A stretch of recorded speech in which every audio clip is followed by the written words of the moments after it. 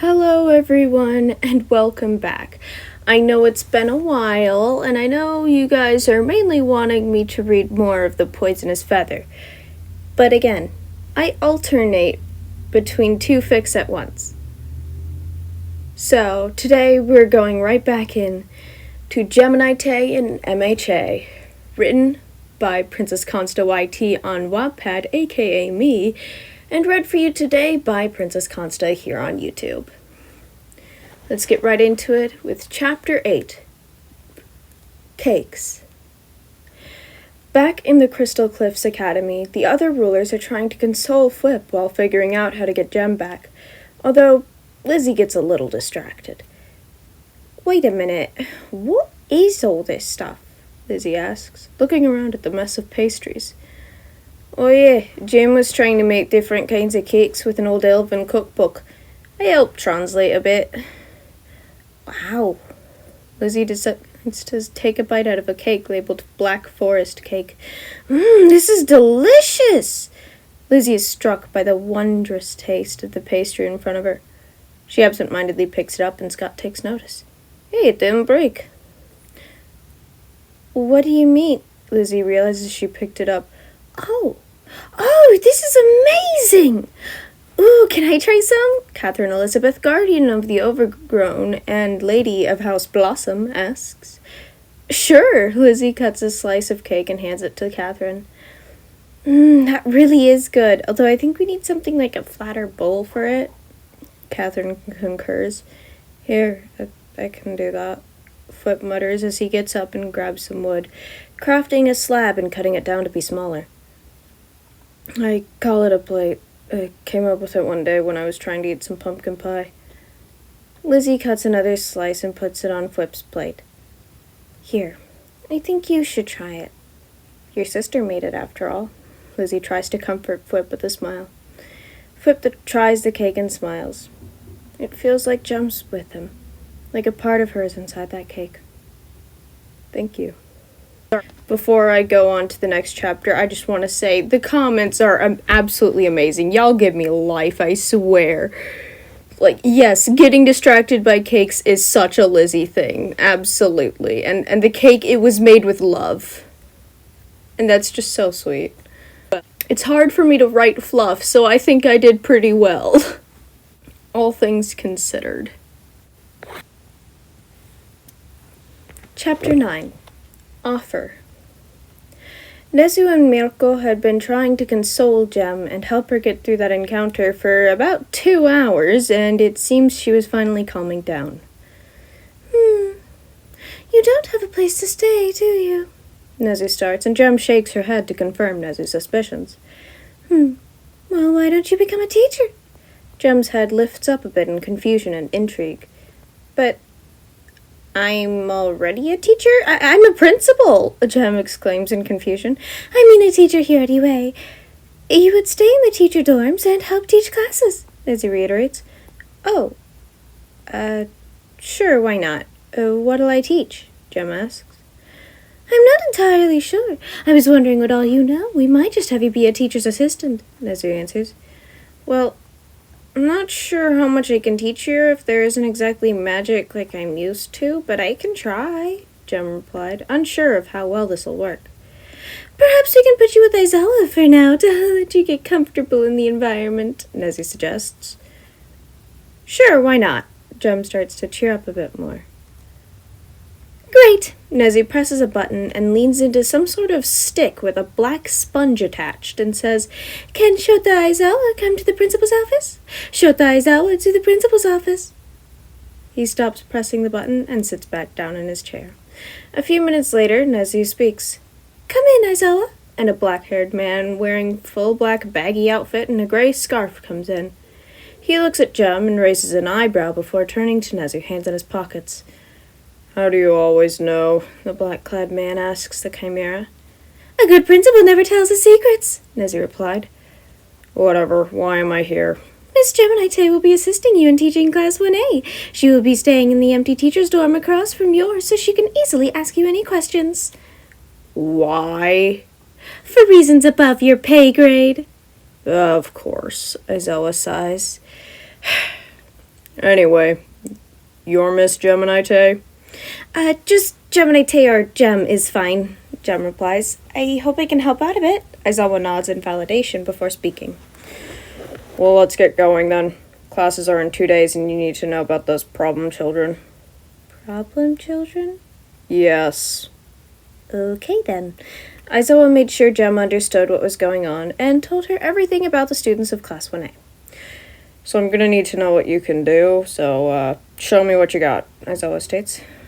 Okay, Gem tries to tap into her magic cautiously, unsure if it'll work here. Sure enough, it does. She then decides to look in her grimoire for a spell.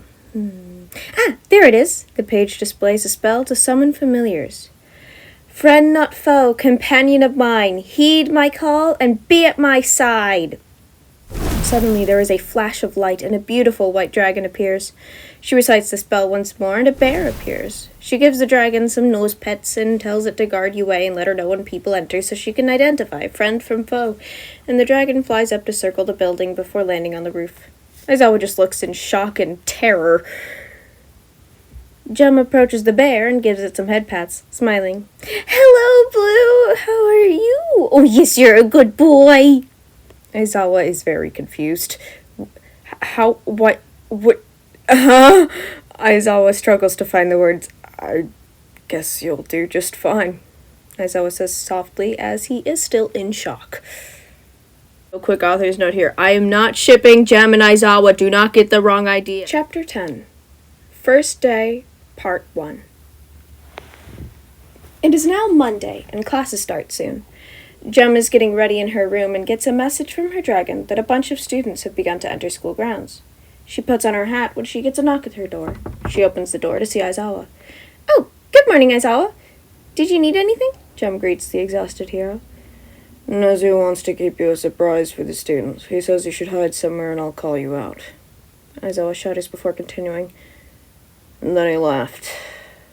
God, another one of his sadistic ideas for entertainment. God, I didn't think it'd be so entertaining for him, but now I'm just fretting over what he may have hidden from me.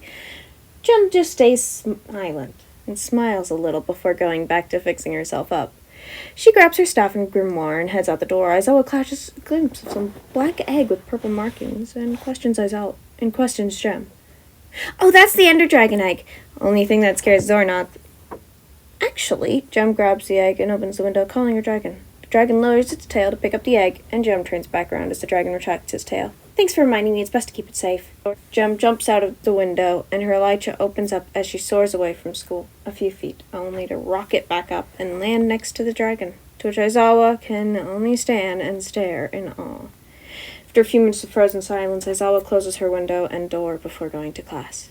He enters the classroom to see utter chaos and disarray. Just another Monday. An hour before Aizawa had entered, everyone was in little groups hanging out together and chatting. Koda and Shoji are talking in the corner, and something Koda says draws the attention of Jiro.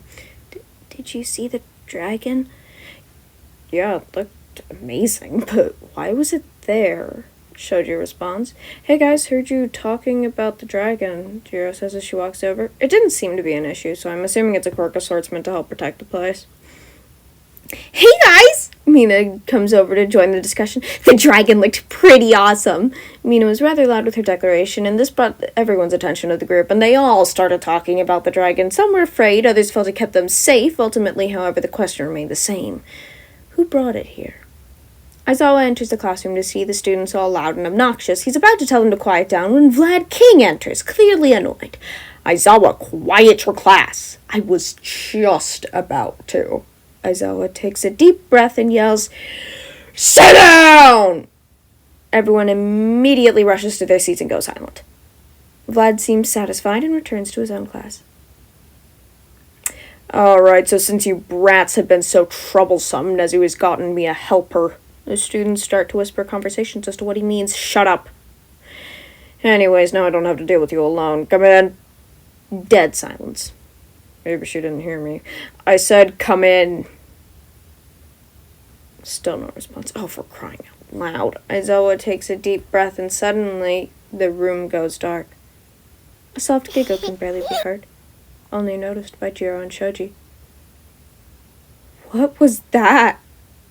Jiro exclaims. Not sure. It was so faint I doubt anyone else heard it, Shoji says in response. What? What did you hear? Uraka asks, a little frightened. It was like a soft giggle, like a girl's voice.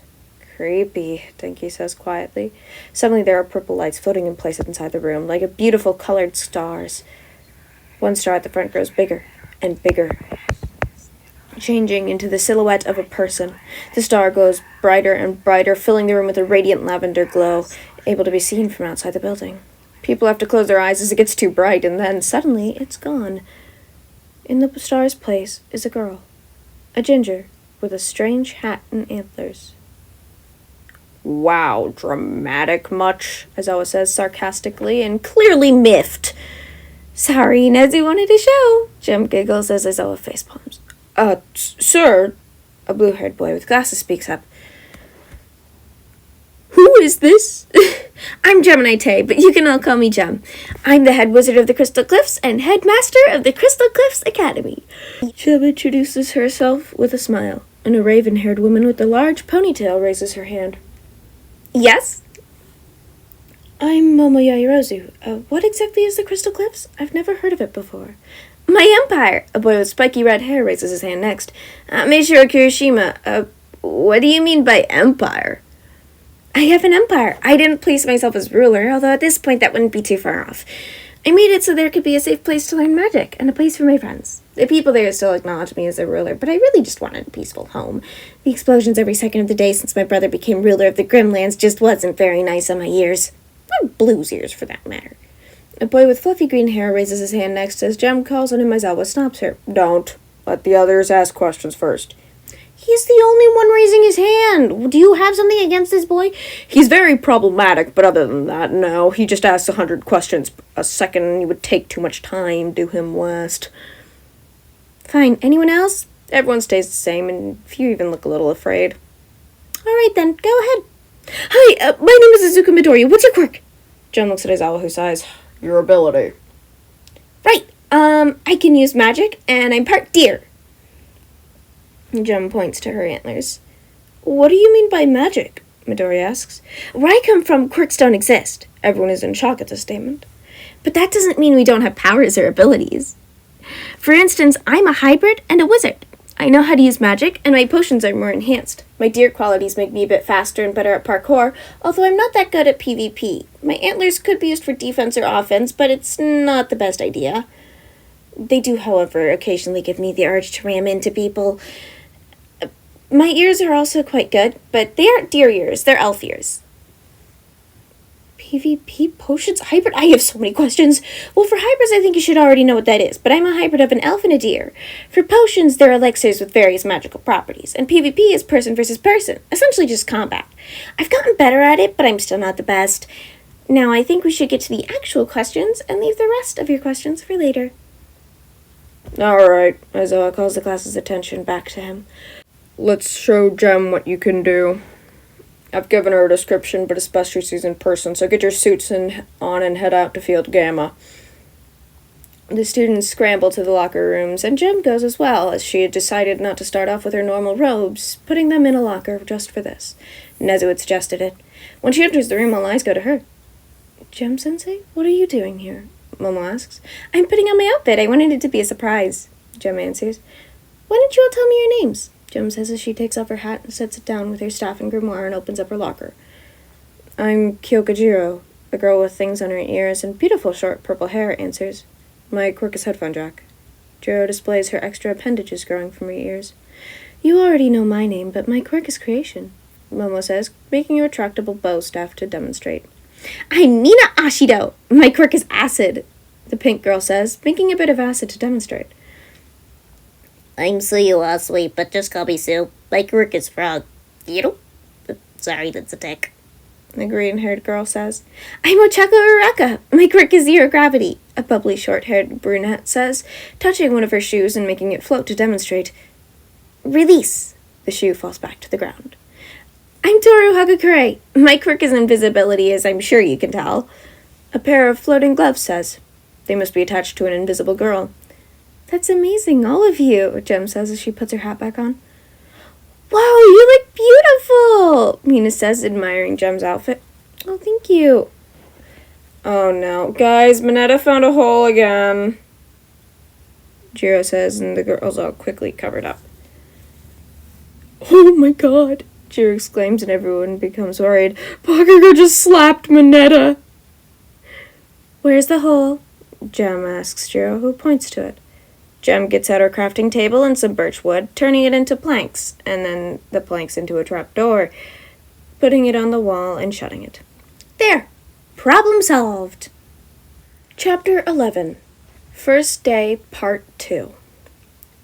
The girls get out onto the field and wait for the boys.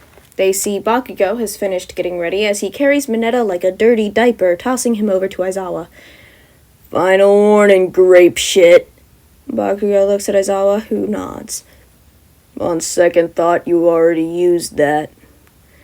Minetta, while your quirk could very well be helpful, you are lacking in everything else. You cannot be a hero with this behavior. We have given you chances, but you have run out. Pack your things. You're expelled, Aizawa commands. Minetta smiles. Thank you. The hell are you saying thank you for, Grape? Bakugo sneers. You have no idea. Let me know when you defeat the villains. That's when I can explain. Minetta leaves. Whoa, what was that about? Mina asks. No clue, Aizawa mutters. Jiro jumps in surprise as she hears something. What? She turns around to see Minetta looking back at her with a smile. He whispers something, and she nods, a soft smile on her face and a look of newfound determination. Minetta turns around and leaves to get his things and go home. Soon enough, the rest of the class files in, and Aizawa tells them that Minetta has been expelled. He left out the part where he said thank you. One by one, the students say their names and quirks, giving a brief demonstration of what they can do with them. Jem quickly takes note of everything in her grimoire and writes down some ideas of improvements, enhancements, uses, etc. Aizawa looks over her shoulder and sees the idea and seems to like them. Good ideas. Oh, thank you, Aizawa, Jem replies. Suddenly, some of the students scream. Jem and Aizawa turn around and see Blue bounding over. Blue, what is it, boy? Jem looks at the bear, who seems frantic. She nods and suddenly gasps. What? Take me there. She hops onto Blue's back and rides him to the gate, where some visitors await them. Jem hops off of Blue, yelling, Hey, leave him alone! The scene before Jem is Minetta with his bags and a menacing figure standing above him. Minetta looks terrified. Stay out of this, girl, the figure commands, but Jem holds strong. I'm sorry, I didn't ask to be expelled. It's because I'm so short. I can't run fast enough, Minetta stammers, clearly terrified. Excuses. You have failed us. Hey, I said get away from him! Jem sends out a burst of magical energy, pushing the figure back as she runs over to Minetta. Hey, are you okay? She asks the boy, concerned. I'm fine, thanks to you, Minetta stammers out a reply, terrified. That's good, but Jem is interrupted by an enraged yell. I told you to stay out of this, the figure from before yells, bursting with rage. I warned you. At this, Minetta flinches and tells Jem not to engage in a terrified voice. He'll kill you. Just leave me be. I'm not worth it. No, you are worth it to me, Jem states calmly, with no room for arguments. What can this guy do? Jem asks Minetta for information on her opponent. I don't know. Well then, looks like this'll be a bit more of a pain than I'd hoped, Jem says blankly, her eyes and staff starting to glow a very faint hue. And that is it for today, because I don't care how long this ends up being. I am leaving you on this cliffhanger whether you like it or not, because I want to hear your theories on who this menacing figure is. No one on Wattpad has guessed it so far, so if one of you guys can guess it, go ahead and try. I'd love to hear your theories. Partially because I don't have any theories myself. I mean, I've got a general idea, basic gist of it, but I think I had a fully fleshed plan as for who it would be when I wrote it, and I should have put it down in my notes somewhere, but I didn't make notes, so I don't remember if I had a fleshed out plan or not. I know what the figure isn't, and I know the general gist of him, but your theories might help give me ideas as for what he is when he eventually comes back up in the story. Anyways, take care of yourselves. Make sure to eat, sleep, drink, and have fun. Hang out with some friends. Remember, I'm always here for you. And if you ever need help, reach out to someone who you trust. Goodbye, my children. I will see you all next time.